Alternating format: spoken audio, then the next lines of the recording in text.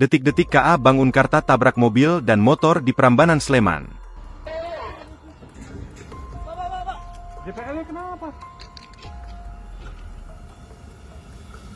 Video detik-detik KA Bank Unkarta menabrak mobil dan motor di Sleman, Daerah Istimewa Yogyakarta, viral di media sosial.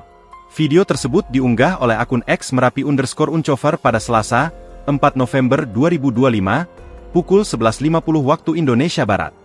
Dalam video, tampak sebuah kereta api melewati perlintasan sebidang, ketika masih banyak kendaraan yang melintas. Tabrakan pun tak dapat terhindarkan. Beberapa kendaraan tampak terlempar ke arah samping, dengan kereta api yang kemudian melambat dan berhenti. Manajer Humas KAI Daop 6 Yogyakarta, Feni Nova Saragih mengonfirmasi adanya insiden itu di pelintasan sebidang antara stasiun Prambanan Maguwo, Sleman pada Selasa. Feni mengungkapkan, kereta api yang terlibat kecelakaan adalah KA Bangunan Karta dengan relasi Jombang Pasar Senen. KAI Daop 6 Yogyakarta memohon maaf dan berbelasungkawa atas kejadian ini, kata Feni melalui keterangan resmi yang diterima Kompas.com, Selasa, 4 November 2025. Kami sangat menyayangkan dan akan mendampingi dan mendukung setiap proses yang dibutuhkan, sambungnya.